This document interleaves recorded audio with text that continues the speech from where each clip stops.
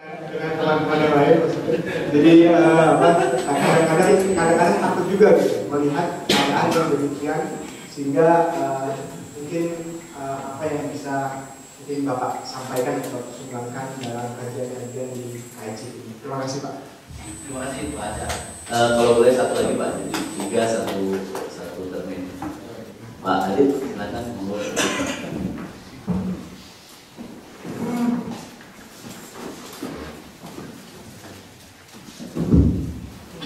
Bismillahirrahmanirrahim. Assalamualaikum warahmatullahi wabarakatuh.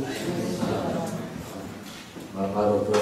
Yadro Wahid dan Profesor Kucudi, kami sangat berbahagia, bangga Bapak berdua ada di sini mewakili Indonesia di forum KIC, King Abdullah bin Abdul Aziz International Center for Interreligious and Intercultural Dialogue.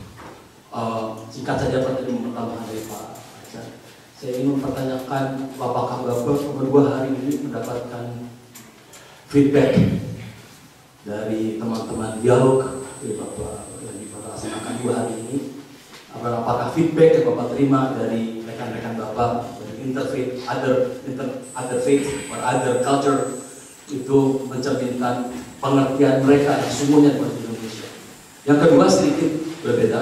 Jadi banyak sekali effort dari kerajaan Saudi Arabia untuk membantu budaya dan mudah-mudahan ini untuk bermanfaat digunakan oleh bapak-bapak sebagai pimpinan umat untuk terus menyuarakan persatuan di Indonesia, hidup bersama-sama dengan antar agama, antar suku, bangsa. Tentang OIC, tentang Organisasi Islamic Council yang ada di Jeddah. Di 2 hal ini, bagaimana bargaining position kita salah satu nasional di Indonesia di OIC, atau maupun dan sejauh mana juga kita mempunyai bargaining position di KIC ini yang juga dapat membawa manfaat bagi kehidupan kita beragama dan berbangsa di Indonesia. Terima kasih. Assalamualaikum warahmatullahi wabarakatuh. Baik Pak, terima ada 3 pertanyaan Pak. Yang pertama konfirmasi kemudian pentingnya merawat kemajemukan untuk Indonesia tetap seperti kita yang sekarang ini. Kemudian yang kedua mengenai KIC Pak, mengenai kegiatan di KIC khususnya bagaimana bisa kita kontribut kepada KIC dan apa yang bisa kita pelajari, termasuk yang ketiga juga mengenai KIC dan juga mengenai OKI.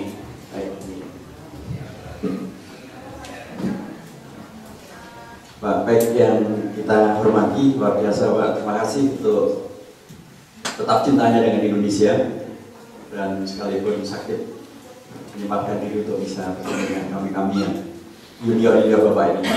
Terima kasih Pak. Ya. Mudah-mudahan Bapak selalu sehat dan selalu bisa menyemangati kawan-kawan kita di sini untuk terus bangga dengan Indonesia kita dan saya bekerja yang terbaik. Harapan Bapak itu adalah harapan kita semuanya, gitu. Bagaimana kita bisa merawat segala keunggulan yang dimiliki oleh Indonesia dan diakui oleh bangsa-bangsa di luar Indonesia. Dan ya waktu saya kuliah di Medina maupun setelah saya selesai dan kemudian saya di Ketua MPR dan wakil Ketua MPR saya akan banyak bertemu dengan pimpinan-pimpinan di Timur Tengah. Mereka juga yang mereka katakan itu adalah Anda sangat beruntung mempunyai Pancasila itu, karena kita lihat kami negara-negara Arab ini bandingkan dengan Indonesia. Indonesia itu satu negara terdiri dari lebih dari 17.000 pulau, negara kepulauan. Kemudian agamanya pun ada dari agama 6. Kemudian jumlah suku bangsanya tidak kurang dari 1.300 suku bangsa. Bahasa yang masih eksis tidak kurang dari 2.000 bahasa yang masih eksis, bahasa lokal yang masih eksis. Tapi Anda tetap satu, adalah Indonesia. Nah kami negara-negara Arab ini, kami adalah negara daratan dari Syria, kemudian Lebanon, Palestina, Yordania, Irak, negara-negara Teluk, kemudian ke Mesir, kemudian sampai ke Maroko, kan negara daratan semua. Kami semuanya berbahasa Arab, mayoritas kami beragama Islam. Tapi kami terbelah dalam lebih dari 20 negara. Jadi satu hal yang sekali lagi kebanggaan dari bangsa-bangsa dunia yang memang harusnya terinternalisasi ke kita untuk tidak saling menjaga dan saling menguatkan. Reformasi ini memang sebagian membuka keran untuk memajukan demokratisasi dengan segala dampak-dampaknya, tapi juga untuk sebagiannya menghadirkan anomali juga. Mestinya kemudian dengan otonomi daerah maka akan semakin menguatlah kohesi kita sebagai satu bangsa. Seringkali memunculkan raja-raja kecil di daerah-daerah atau juga otonomi korupsi. Sehingga sekarang ini begitu banyak kepala daerah yang ditangkap oleh KPK karena korupsi. Itulah yang sempat kemudian dilakukan kajian pada akhir masa Pak SBY, dilakukan kajian antara Kementerian Dalam Negeri, KPU dan Bawaslu, dan disimpulkan bahwa pemilu kepala daerah ini harus dirubah, tidak lagi langsung tapi menjadi tidak langsung. So, ketika pemilu langsung menghadirkan pemilu pilkada yang sangat mahal, para kandidat harus mengutang sana kemari. Akibatnya nanti ketika dia menjabat harus mengembalikan utang itu dengan bunganya, dan terjadilah korupsi dan mereka ditangkap PKPK. Kalau bahasa kira waktu itu sih masih bagus, menangi zaman edan di Woyo Bang Budi, ora edan, ora keduman.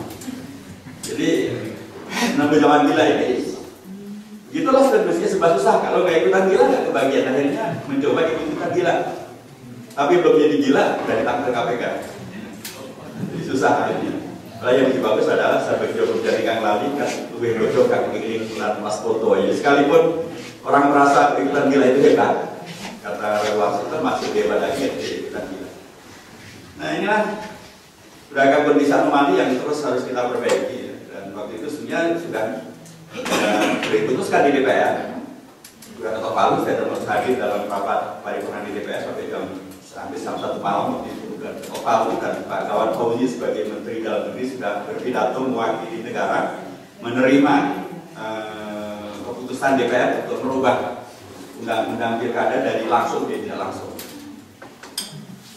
Tapi kemudian kan ya kita tahu bahwa Pak SBY mencabut undang-undang ini melalui Perpu, dan akhirnya ya gitulah pemilihan kepala daerah tetap langsung dan menghadirkan begitu banyak dinamika yang ya, sebagian orang mengatakan dari Inggris sedap, ada yang mengatakan asik-asik sedap. Kita lihat nanti bagaimana di hasilnya. Jadi Pak Bek, terima kasih untuk semangatnya untuk Indonesia gitu. Memang terus harus menghadirkan ya ketitaan yang tidak pernah berhenti dengan segala dinamika ya, dengan segala dinamika ya. Bapak Aja, terima kasih untuk kegiatan kami di KIC. Salah satu yang kemudian bisa kita kontribusikan adalah memang membangun komunikasi langsung ya dengan rekan-rekan dari pimpinan tokoh-tokoh dari beragam agama yang ada di dunia ini. Dan dari mereka kita malah mendapatkan beragam penegasan bahwa sesungguhnya ini bukan salahnya Islam, bukan salahnya umat Islam. Banyak kondisi yang kemudian di luar daripada salahnya agama untuk umat beragama. Ada kondisi-kondisi di luar itu yang kemudian menghadirkan perilaku-perilaku global maupun perilaku-perilaku lokal yang mungkin menghadirkan represi dan umat beragama maupun agama menjadi korban.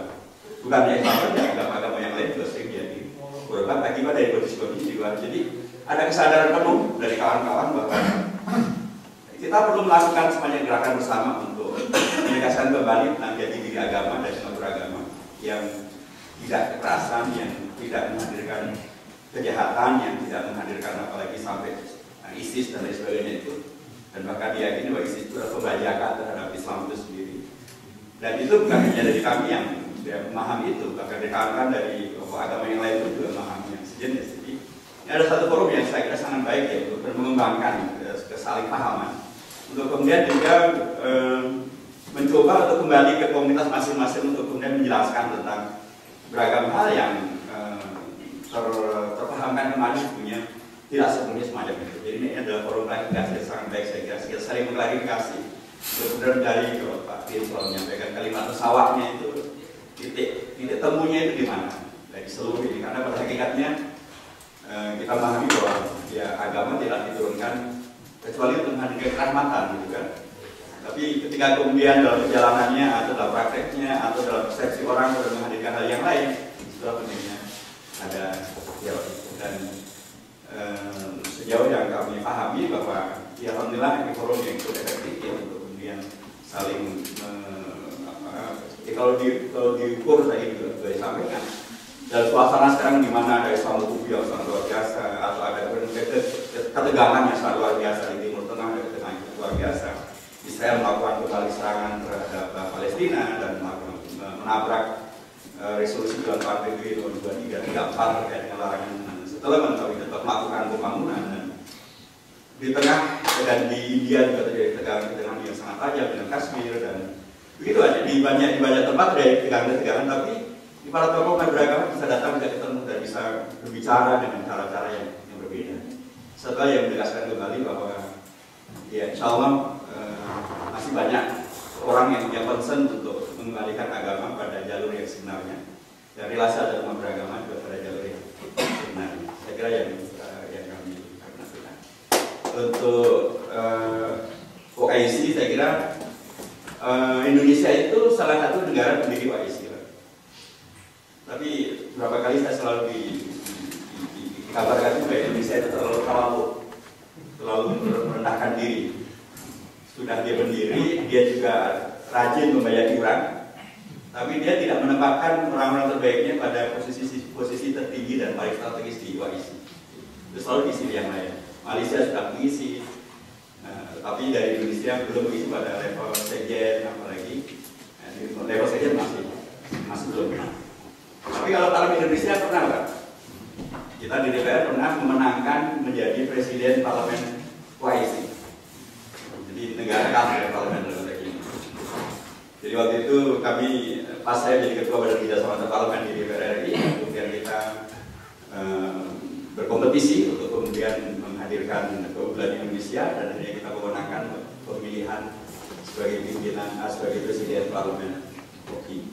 Jadi sesungguhnya OIC sekali lagi juga sekalipun kalau dilihat pada realitas sekarang dia menjadi seolah-olah dibuat menjadi lumpuh gitu ya, dengan negara-negara Arab yang sekarang ini hampir semuanya dalam posisi yang sangat memprihatinkan. Mungkin negara yang tidak ada konflik besarnya ya tinggal Maroko, tidak aja saya, tapi aja di Maroko juga punya ketegangan tadi dengan Polisario. Sudan malah ada masalah dengan kondisi Indonesia. Darfur masih punya masalah. Nggak ada lagi negara Arab yang tanpa konflik. Semua negara Arab sekarang ini hancur-hancuran dan itu. Saudi dengan Yaman, dengan Irak, dengan Syria, dengan Iran, dengan Bahrain. Jadi banyak segala masalahnya. Jadi, nah mereka sangat berharap, ya, atau Indonesia sangat bisa memainkan peran lebih kuat dalam konteks OIC. Dan kemarin yang terakhir saya kira yang dilakukan oleh Indonesia untuk kemudian memasukkan agenda tentang Rohingya dan kemudian menghadirkan bahasa yang cukup kuat ya, dan kemudian menghadirkan peran Indonesia di Rohingya yang cukup bagus. Sesungguhnya kalau yang demikian ini dilakukan lebih baik lagi, lebih kuat, lebih sering itu bagus, dan negara-negara OIC menerima gitu. Ini yang selalu kita dorong sesungguhnya, kita di DPR Baru 21 kita selalu mendorong agar Indonesia jangan terpaku dengan pemahaman politik bebas aktif atau politik zero enemy million friends, tapi kemudian jadinya malah ragu-ragu, maju mundur, menunggu saja. Sementara yang lain sudah maju, sudah ngambil risiko dan mendapatkan keuntungan. Indonesia dalam posisi yang amat sangat dihormati, amat sangat diharapkan dalam konteks OIC sekalipun, termasuk juga untuk hadirkan beragam solusi di Timur Tengah.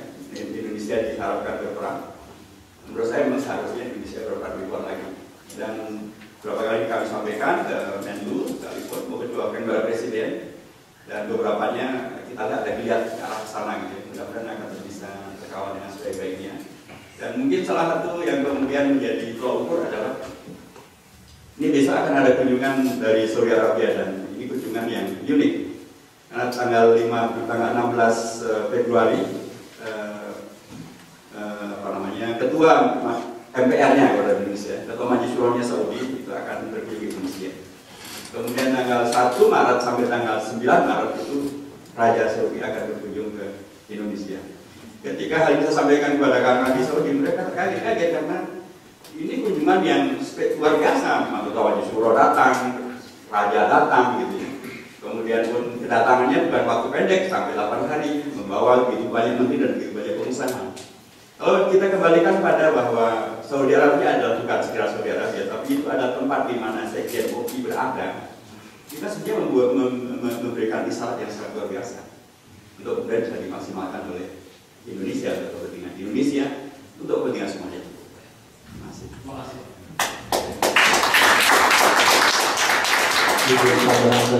Saya juga terima kasih kepada para penanya, khususnya Pak Rek ya.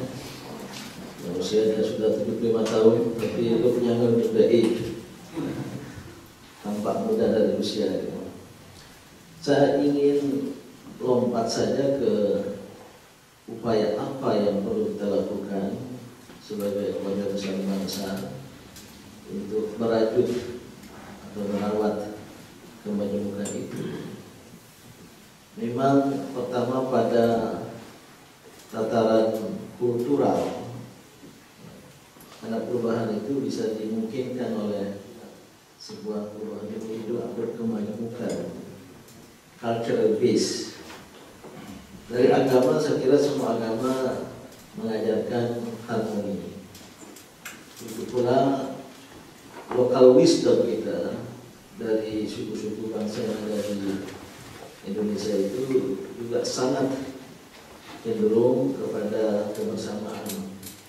Akan menjadi juga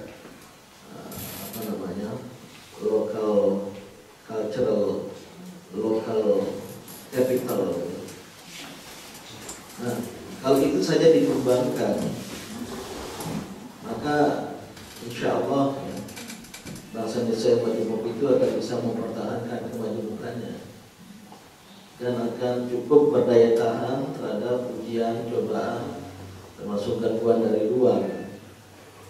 Memang sebesar apapun ancaman dari luar tidak akan mempan kalau kita secara internal kuat. Tapi kalau secara internal kita lemah, maka mudah sekali infiltrasi dan intervensi dari luar itu. Nah, ini yang coba kita lanjut. Memang ada masalah. Saya kira pada rekan saya yang dulu itu sudah pernah kita banyak berbicara tentang itu. Kalau dari sudut agama yang ada masalah ini Islam Kristen, Muslim Kristiani. Walaupun yang berseteru di lapangan itu garis keras dari kedua belah pihak. Lingkaran yang disebut moderat itu pada kedua pihak cukup besar sesungguhnya dan sering bertemu. Mungkin karena kedua agama ini dari rumpun yang sama ya. Nabi Ibrahim alaihissalam sering disebut Abraham religions. Yang satu bapak tapi dua nenek, satu kakek tapi dua nenek. Mungkin karena gara-gara ada dua sumber cucu dan cicit itu, sehingga yang berkelahi itu adalah anak cucu Ibrahim alaihissalam. Tapi lebih karena juga keduanya punya persamaan-persamaan yang banyak. Paling perbedaannya ya pada teologi ya. Yang satu mempersepsikan yang ini Isa al-Masih sebagai utusan Tuhan Allah, yang satu meyakininya sebagai Tuhan. Di situ aja, dan itu nggak akan bisa ketemu, dan nggak usah dipertemukan sampai mati pun nggak akan ketemu. Bila nanti di akhirat ketemu sama Tuhannya masing-masing. Tapi persamaannya banyak sekali gitu. Cuma menjadi persoalan kedua agama ini punya watak misionaristik.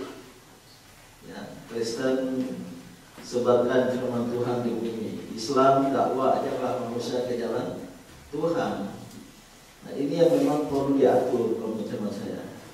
Sebab kalau kebebasan beragama diserahkan pada pasar bebas agama dengan logika kebebasan, menggunakan istilah bisnis ya, konflik tak terelakkan.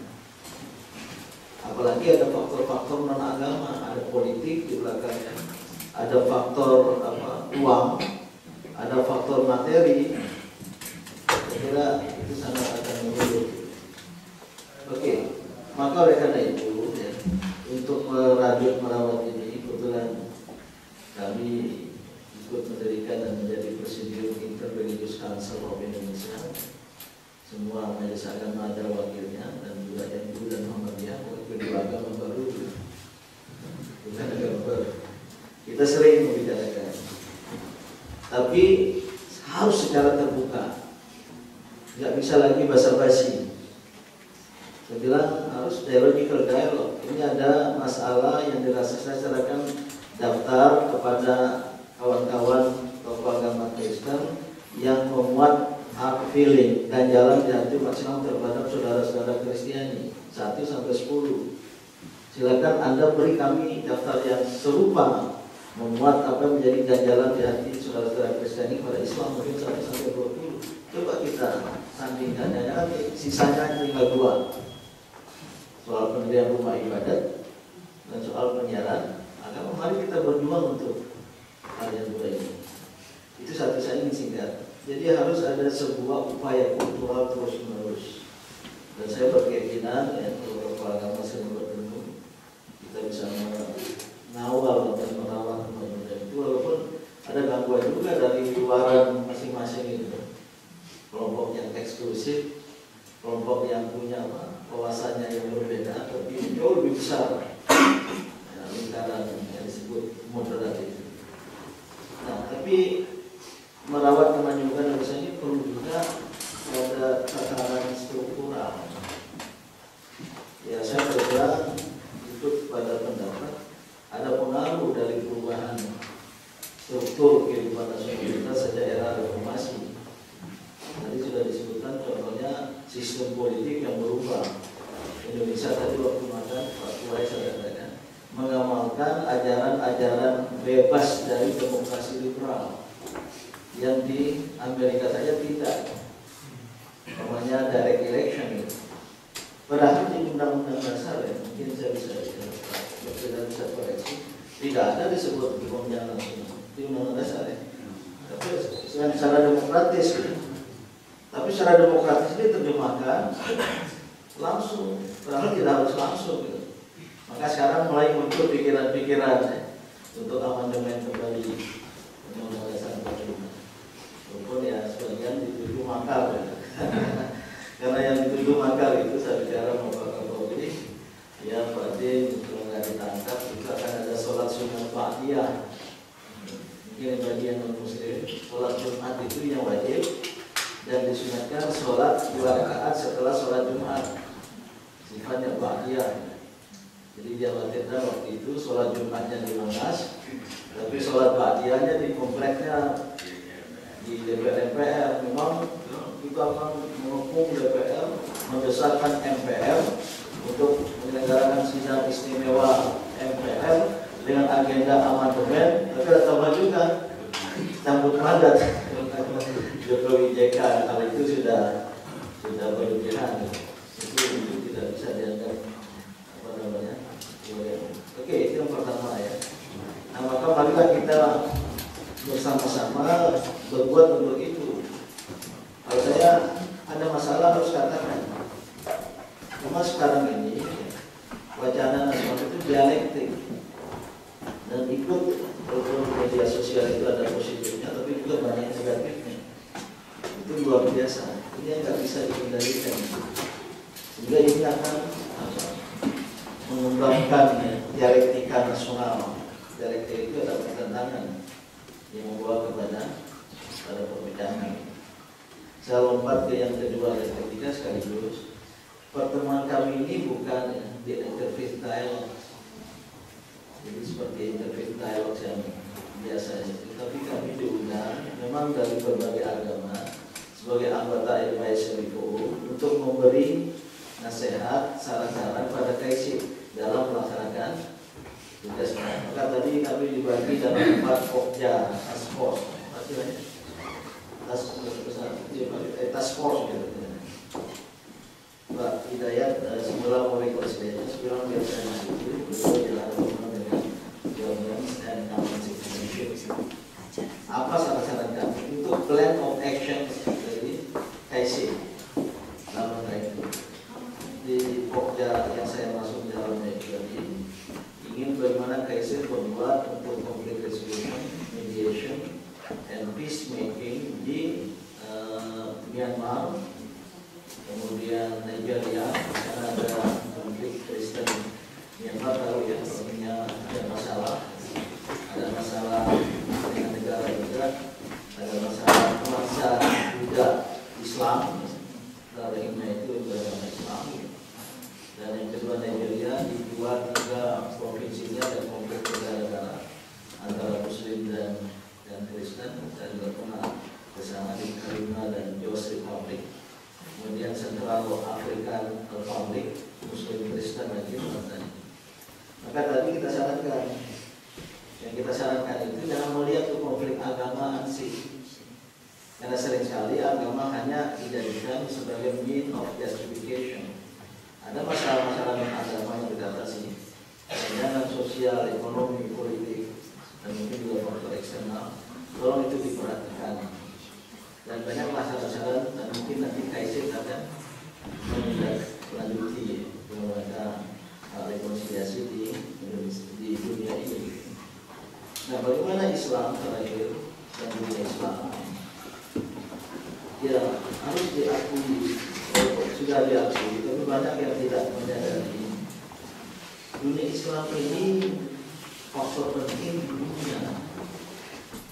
Selain satu sumber daya manusia, 1,6 miliar dengan waktu tinggi dan lebih Uni Soviet dan Amerika Serikat itu.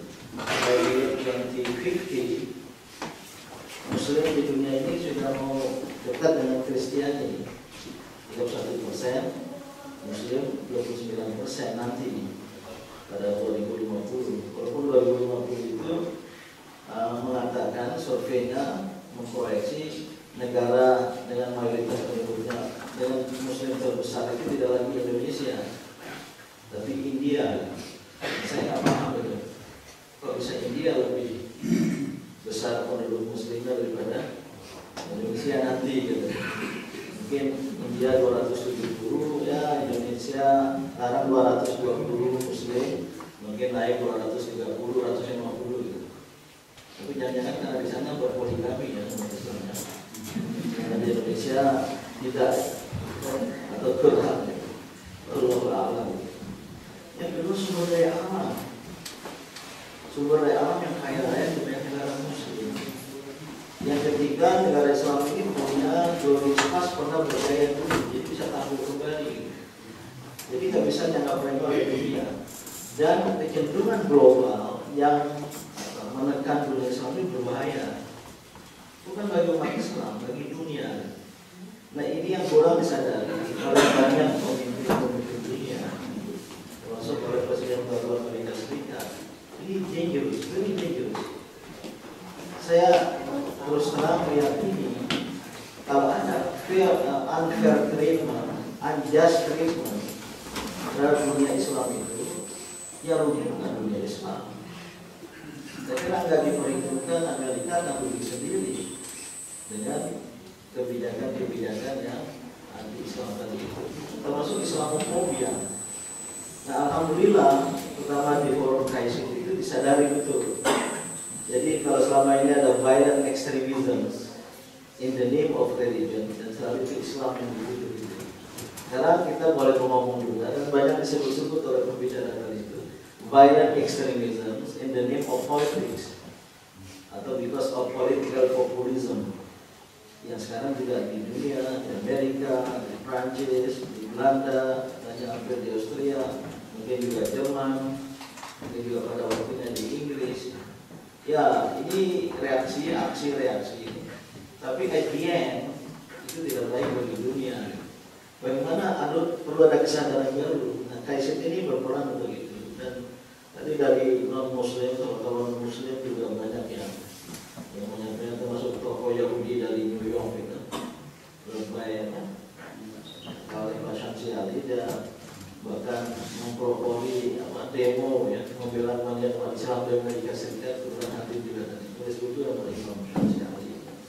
Ini suatu gerakan baru. Mungkin kalau mainstreaming dari gerakan KIC dengan berbagai agama di dalam, ada juga wakil agama kita belum tahu dari tutur mulut dengan apa? Yang putih itu ngomong gini juga ada laki-laki gitu. Katanya James. Jadi mungkin ngomong, saya pikir dia apa namanya kuasa ngomong tadi. Oleh karena itu kita berharap OIC ya ini sekjennya juga berarti ya.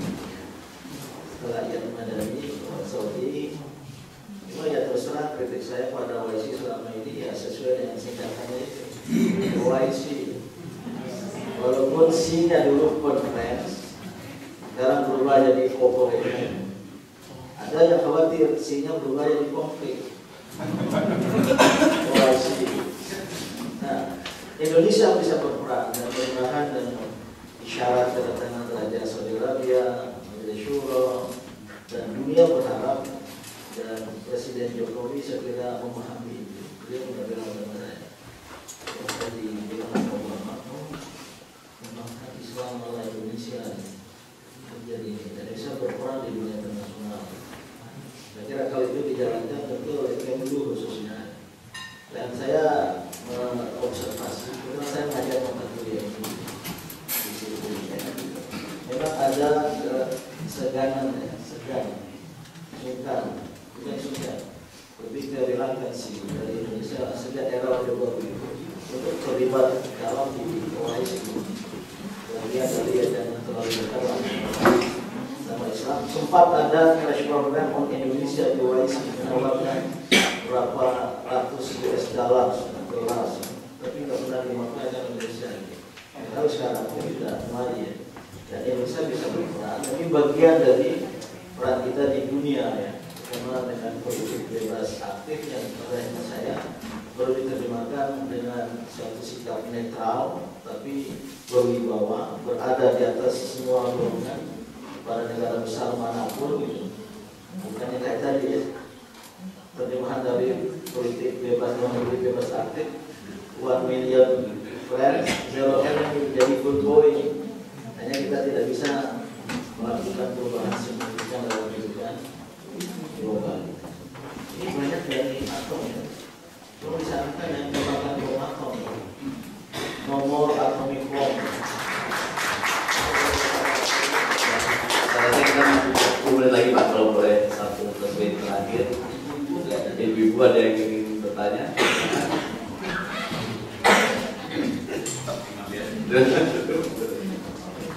Masih ada kesempatan 10 menit terakhir.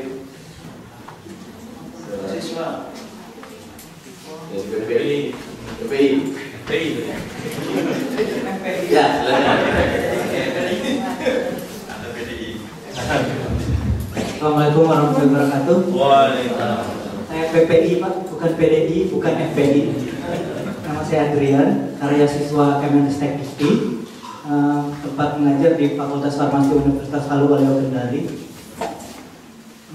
Terima kasih atas kedatangan bapak-bapak yang sangat kami hormati. Menanggapi materinya saya agak keluar. Saya bawa ke bagaimana Pak Hidayat Nur Wahid sebagai Wakil Ketua MPR menanggapi mengenai mahasiswa-mahasiswa yang sedang kuliah di luar negeri. Banyak kasus setelah kami kuliah di sini, banyak tawaran untuk bekerja di negara tempat kami kuliah. Sementara kalau dari sisi nasionalisme kami, pengen banget kembali ke Indonesia untuk membangun Indonesia. Tapi yang nomor satu adalah sisi materi ekonomi yang membuat kita untuk memutuskan ya udah deh kita kerja di sini, tetapi tetap nggak akan ganti paspor.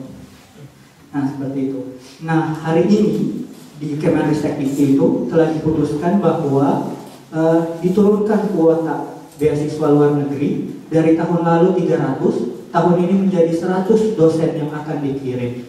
Jadi itu berkurang sekitar 30%. Sayang sekali di saat kita negara lain rame-rame keluar impor mahasiswanya untuk kuliah di sini, seperti di Austria Pak.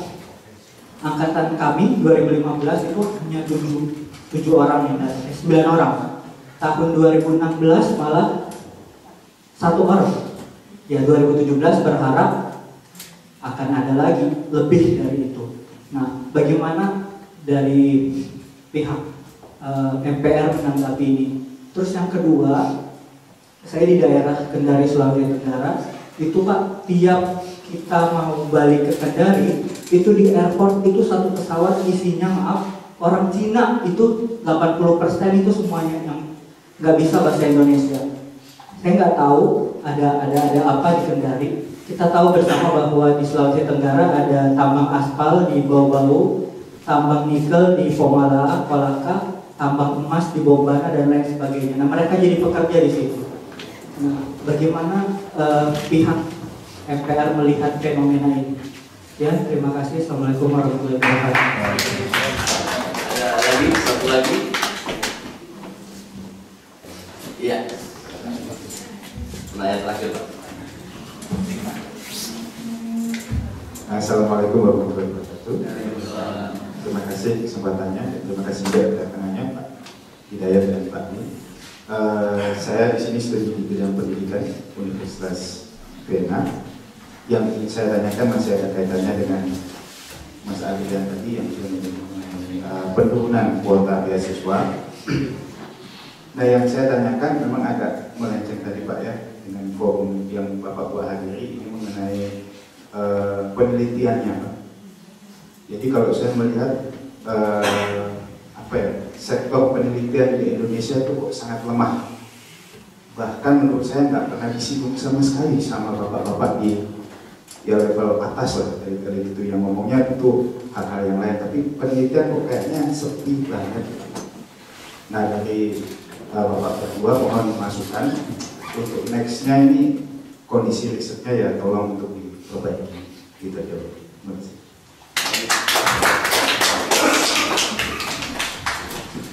Terima kasih Bang Adrian dan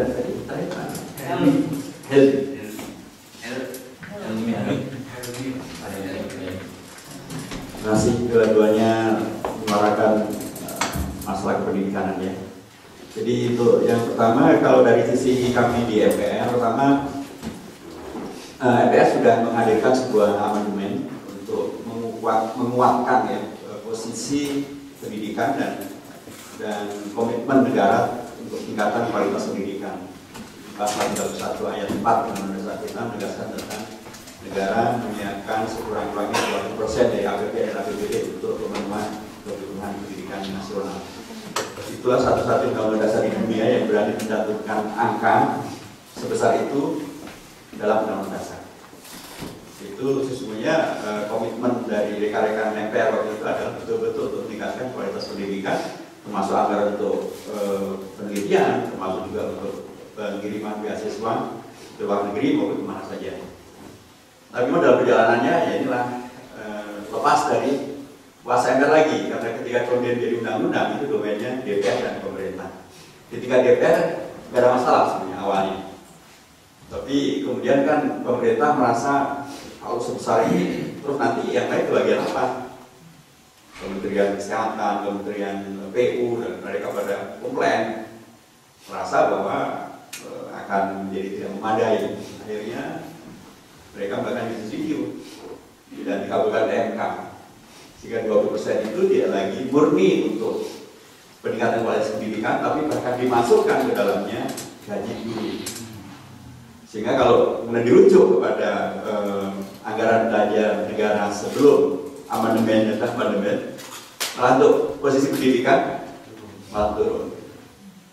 Ini bagian dari anomali-anomali yang masih ada. Tapi sekali lagi dari sisi kami sih, dan selalu kami suarakan kalau kita melakukan sosialisasi, kita ingatkan dengan semangat besar untuk keinginan kita dengan undang-undang dasar yang di amandemen ini adalah betul-betul untuk meningkatkan kualitas sumber daya manusia Indonesia melalui jalur pendidikan, dari beasiswa, penelitian dan sebagainya. Nah tentu saya juga pernah di luar negeri gitu ya, sempat 13 tahun kuliah di Medina, dan sebelumnya gratis beasiswa, tapi bukan dari Indonesia. Saya bisa merasakan itu karena juga banyak kawan saya kemudian ketika akan pulang itu gampang juga pulang atau tetap kerja di luar negeri. Ya, saya termasuk yang pulang. Dan ternyata ketika kita pulang ternyata hidup saja. Dan malah jadi KPR. Kalau saya nggak pulang ke Indonesia tetapi Saudi, mungkin saya nggak jadi apa-apa. Jadi memang pada akhirnya adalah pilihan-pilihan yang penting juga menurut saya, unsur-unsur di satu pihak ya patriotisme tetap dipentingkan, idealisme tetap dipentingkan, tapi juga unsur-unsur mempertimbangkan kepada faktor-faktor yang realistis juga saya kira kombinasi antara itu dipentingkan juga. Kalau misalnya kemudian rekan-rekan tidak segera pulang tapi bekerja untuk meningkatkan kualitas dan meningkatkan keahlian sambil terus juga membagi keahlian itu ke Indonesia selama Anda berada di luar negeri, saya kira masih bisa dimengerti. Dan apalagi tadi juga ada komitmen untuk tetap tidak mengganti paspor dan sebagainya. Tapi sekali lagi penting untuk kemudian selama proses ini juga tularkanlah keunggulan-keunggulan yang tadi saya katakan kepada Indonesia. Mungkin rekan dari Katalan, dari misalnya, tentu banyak sekali yang bisa disumbangsikan ya untuk dari apakah nanti melalui tulisan atau melalui penelitian yang untuk bisa disumbangkan ke Kendari atau masukan-masukan gitu. Itu juga bisa dilakukan. Jadi tidak berarti ketika kita berada di luar negeri atau berada di luar negeri kemudian kita harus putus hubungan dengan Indonesia kecuali paspornya saja. Tetap bisa jadi beragam. Dan apalagi sekarang kalau memang kalau dari partai saya, kami selalu mengingatkan kawan-kawan yang berafiliasi pada partai saya untuk kemudian Anda yang ada di luar negeri itu seraplah keunggulan-keunggulan yang ada, kemudian sampaikan kepada apakah kita ada gubernur, ada bupati, ada wali kota gitu ya, sampaikan kepada kawan-kawan kita yang berada di posisi itu untuk apa yang baik yang bisa kita terapkan. Saya kira itu juga bisa berlaku rekan-rekan mungkin tidak harus dari partai politik, bisa juga dari profesi, mungkin juga dari daerah, mungkin dari apa saja. Silakan Anda berada di mana saja, meningkatkan kualitas diri Anda, kualitas spesialisasi Anda, tapi juga sumbangsikan itu kepada Indonesia. Dan dengan demikian maka terpenuhilah keinginan kita untuk tetap bersama di Indonesia, tapi juga sudah terpenuhilah juga kekhawatiran kita terkait dengan masalah penggajian dan sebagainya. Jadi dua-duanya dapat gaji tinggi, dapat cinta Indonesia dan terus. Untuk penelitian, iya Pak, itu bagian dari yang kita kritisi juga sebenarnya. Kalau kita di DPR, saya kebetulan pernah di Komisi 8, itu urusannya dengan Kementerian Agama. Itu juga kita kritisi tentang anggaran yang sangat rendah terkait dengan nomenklatur penelitian. Ini bagian-bagian yang terus menurut saya penting untuk selalu disegarkan, untuk selalu diingatkan, karena salah satu yang bisa meningkatkan kualitas sumber daya manusia, kualitas perguruan tinggi, kualitas pada akhirnya nanti kepada generasi berikutnya adalah kualitas daripada penelitian ini. Dan penelitian itu ya tidak mungkin kalau tidak ada anggarannya. Nah, anggaran-anggaran ini harus disiapkan. Kita di DPR sudah concern untuk terus mendorong agar kementerian yang terkait dengan masalah pendidikan agama maupun pendidikan umum untuk kemudian memberi porsi yang lebih baik untuk penelitian. Tapi sekali lagi seringkali kemudian yang dimunculkan adalah lagi-lagi pertentangan antara di Kementerian Agama ya misalnya. Sampai hari ini Menteri Kementerian Agama itu belum lunas membayar utang kepada guru-guru agama. Jadi waktu saya di Komisi 8 tahun 2012-2013 itu kita menemukan, jadi yang tadi itu selalu ditutupi dengan beragam penamaan anggaran yang lain. Tapi kita menemukan bahwa ini ternyata adalah tunggakan utang kepada guru agama sejak tahun 2009 belum dibayarkan sampai tahun 2014-2013 akumulasinya sampai tidak kurang di 2,3 triliun. Di waktu itu kita keras sekali mengatakan bahwa kebetulan waktu itu Menteri Agamanya Pak Surya Dharma Ali. Pak Surya Dharma Pak Menteri kan kita sama nih, kita orang pesantren. Artinya kita kan pasti tahu dalil tentang upah dan bekerja. Ajil qoblaannya jifa'u. Berikanlah pekerja itu gajinya sebelum keringatnya mengering gitu. Nah, padahal kan guru-guru agama ini Pak Menteri kan bukan bekerja, guru agama ini. Masa kemudian sejak tahun 2009 sedikit gaji, tunjangan gajinya tidak dibayarkan. Ini kan bukan hanya sudah mengering, ini sudah kering kerontang. Kalau diproses lagi mungkin ya nggak ada keringatnya, mungkin darah yang muncul. Apakah Bapak akan mewariskan utang kepada kemudian berikutnya? Apakah akhirnya setelah berkali-kali pembahasan tapi juga sangat keras waktu itu mulailah dibayar tapi belum lunas sampai sekarang. Jadi selalu saja ada hal yang kemudian memang penting berkawal sehingga ide-ide besar untuk memajukan Indonesia melalui jalur pendidikan dengan anggaran yang baik itu bisa terlaksana. Terima kasih. Segera kita semua sepakat dari sisi manapun kita akan menyimpulkan betapa pentingnya pendidikan sebagai jalur strategis untuk pembentukan watak bangsa yang pada akhirnya SDM lah yang menentukan. Sekira secara empiris negara yang punya sumber daya alam kaya raya pun tanpa SDM yang berkualitas tidak akan maju. Dan sebaliknya negara yang tidak punya sumber daya alam tapi SDM berkualitas bisa maju. Maka oleh karena itulah ya, saya meyakini the founding fathers and mothers tadi itu memuat frasa dalam pembukaan Undang-Undang Dasar 45 mencerdaskan kehidupan bangsa. Itu arahnya pada pembentukan SDM yang berkualitas. Dan kalau kita bandingkan namanya kisah negara jiran kita Malaysia yang tahun 50-an, 60-an, 70-an, 80-an, bahkan sampai 90-an mengimpor guru dan pendidik dari Indonesia, dan mereka anak-anak Malaysia paling momok masuk khususnya ITB kata mereka. Kita sering dengar dari orang-orang Malaysia karena berat sekali masuk ITB. Tapi sekarang mereka sudah membangun ITM, Institut Teknologi Mara. Sekarang mahasiswa Malaysia di Indonesia mungkin 3.000-an lah ibaratnya. Mahasiswa Indonesia di Malaysia 30.000-an. Terbalik keadaan. Jadi ada proses catching up, mengejar ketertinggalan. Baik ke Eropa, khususnya UK, maupun ke istilah mereka look at east, barat atau timur, ke Jepang, ke Korea. Ini sebagai contoh.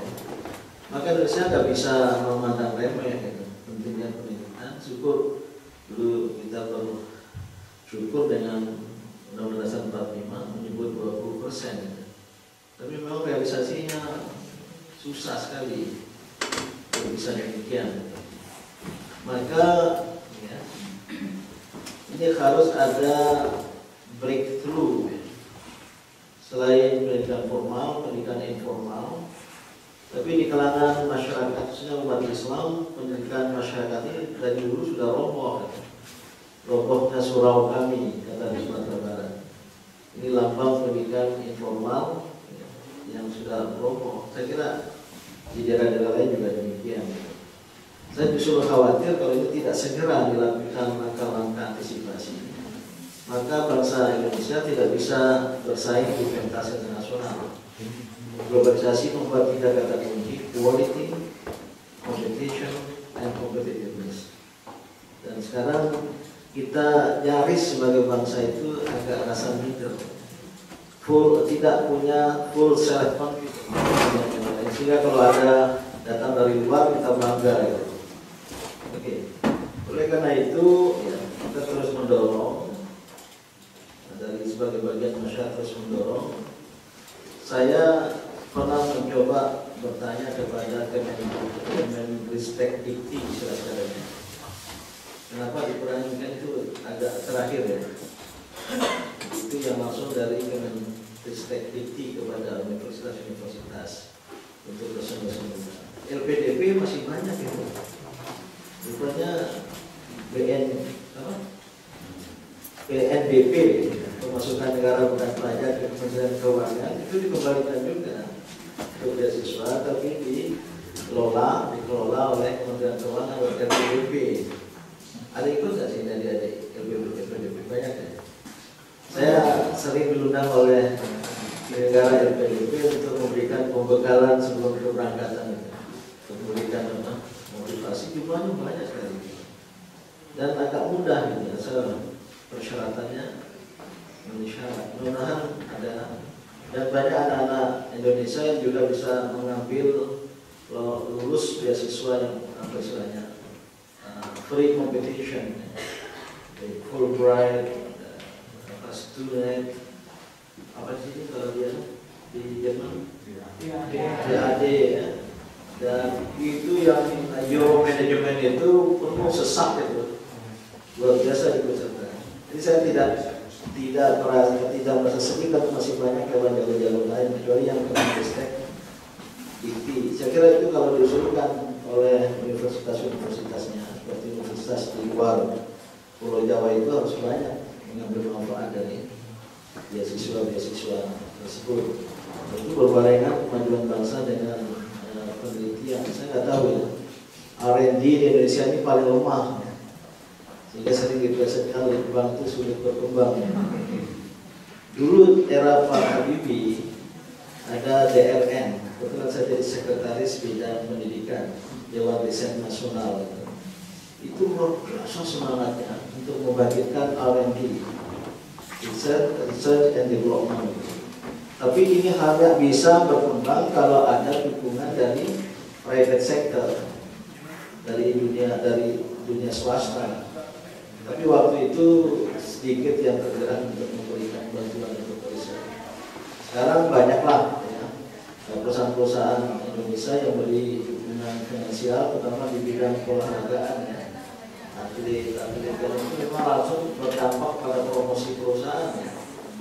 Apalagi pemain badminton atau mungkin nanti satu waktu sepak bola pakai kaos dari perusahaannya. Tapi kepada R&D, research and development, respect, lead bank, itu sangat sulit. Dan ini saya kira akan menghambat kemajuan bangsa di masa yang datang. Tapi kita titipkanlah pada wakil rakyat kita itu untuk terus memperjuangkan. Dan saya kira Pak Jokowi harus menyadari kalau mau revolusi mental itu ya pendidikan dan R&D tadi itu untuk dikembangkan. Nah, terakhir Mas Adrian dan kawan-kawan, Pak Tuai, saya termasuk yang tidak pesimis terhadap orang-orang Indonesia yang berada di luar negeri, karena saya dapat memastikan ya, yang berdiaspora, yang berminat berdiaspora tinggal di luar negeri itu nggak banyak ini. Apalagi yang mau mengambil permanen residen, apalagi untuk mengalihkan keluarga negara itu sedikit sekali. Sepengetahuan saya, ini mungkin Pak Hidayat gara-gara pepatah Jawa itu, mana orang asal kumpul, orang Indonesia itu ingin segera pulang. Ada yang memang warga negara Indonesia yang kebetulan dari etnis Tionghoa itu banyak yang berkeinginan untuk berada di luar negeri. Selain tidak pengalaman saya di Amerika dulu ya, saya menyaksikan kalau dari jarang yang mau gitu. Termasuk jika ada yang nikah sama orang asing, nggak mau tinggal di negara istrinya atau negara suaminya, lalu diajak pulang gitu. Itu baiknya orang Indonesia ya. Mana orang asal kumpul. Tapi saya sepakat dengan Pak Hidayat tadi itu, kalau pasca studi kemudian ada peluang untuk bekerja, apalagi di dunia ilmu pengetahuan juga yang punya manfaat bagi Indonesia nanti, itu baik-baik saja. Tapi jangan lama-lama ya. Tapi membayangkan gaji di Indonesia, kalau orang yang tidak punya nasionalisme tinggi nggak mau. Sayangnya lagi, ini saya tidak pernah bilang ke pemerintah, maksud pada Bapak Wakil Presiden, banyak kami sudah eksodus, otak-otak brain drain, larinya otak-otak cemerlang itu 10-an orang dari PD di Bandung, DI, yang disekolahkan oleh Pak Habibie dulu itu, sekarang berada di Malaysia dengan gaji mahal. Di Jerman juga ya. Dan seorang, saya dicurhati ya oleh dubes Paraguay yang masuk Islam itu. Datang semua dulu, semua ekspresi, bilang semua permintaannya. Itu ada anak Indonesia yang berang di Brunei. ahli untuk mengembangkan geothermal, doktornya di Inggris. Tapi kenapa dia diusir katanya? Anak muda belum 40 tahun katanya. Luar biasa. Jadi banyak kota-kota Indonesia itu cemerlang. Rendahan siapa? Prof. Taruna ya. Nah, bisa dapat hadiah Nobel dalam bidang sains ya, termasuk kandidatnya kan. Sekarang berada di Amerika. Jadi kalau nanti Mas Andreas selesai sekolah dan kembali jadi dosen Alur dengan gaji baru bulan nanti kan 3B ya. 2,9. Makanya 2,9 kita kawin dengan satu anak, kedua anak yang mana cukup. Apalagi punya handphone 2. Cukup untuk bayar handphone. Ini memang nestapa dan maka gimana caranya itu harus diubah. Tapi kalau ada peluang, tapi jangan kemudian pulang ini jadi local star KBRI. Itu nggak ada added value-nya. Kecuali pengabdian untuk negara juga. Maksud saya jadi dosen, jadi profesor banyak. Kebetulan kawan saya di UIN Jakarta yang sekolah di Amerika ada 2-3 orang yang juga jadi profesor. Baik saja, cuma cuti di luar tanggungan negara. Saya kira demikian Pak Tuai, kami mengucapkan terima kasih.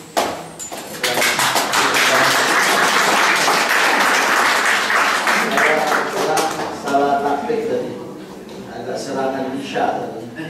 Jadi makanya agak banyak segar. Aduh, susah untuk bangun ini. Karena begitu enak sekali ya. Gudegnya saya kira kalah gudeg Jogja. Atas karena bahannya impor semua. Demikian, assalamualaikum warahmatullahi wabarakatuh. Terima kasih Pak Profesor Vincent Ibu, Bapak Dr. Nur Wahid, Bapak dan Ibu sekalian, yang sesi terakhir memang khusus untuk menyasar masalah pendidikan dari teman-teman PPIA. Ternyata banyak sekali PR kerja rumah. Jadi kalau mengirim mahasiswa ke luar negeri itu baru satu langkah. Tapi harusnya dikirim kemudian dipikirkan nanti mereka kalau kembali 5 tahun lagi mau ngapain. Jadi banyak kejadian demikian Pak. Tapi teman-teman mendapat konfirmasi bahwa kalau sudah selesai, kalau masih berkepentingan secara finansial silahkan saja, asal kalau ganti paspor bilang-bilang. Jangan begitu sampai Jakarta mau jadi apa ganti paspor belum ketahuan. Jadi mungkin lebih elegan gitu. Bapak dari terima kasih Pak Hidayat Wahid dan Pak Dim atas kesediaan Bapak meluangkan waktu bersama kami. Suatu kegembiraan bagi kita. Ini seperti setik-setik air di padang pasir, artinya, dan kita akan coba menambah titik air terus itu Pak, supaya jadi semoga mohon maaf apabila ada kekurangan Bapak dan Ibu, karena besok akan kembali. Kami doakan semoga insya Allah lancar berjalan dan dapat melaksanakan tugas negara yang sangat berat untuk Bapak-Bapak dan Ibu sekalian. Assalamualaikum warahmatullahi wabarakatuh.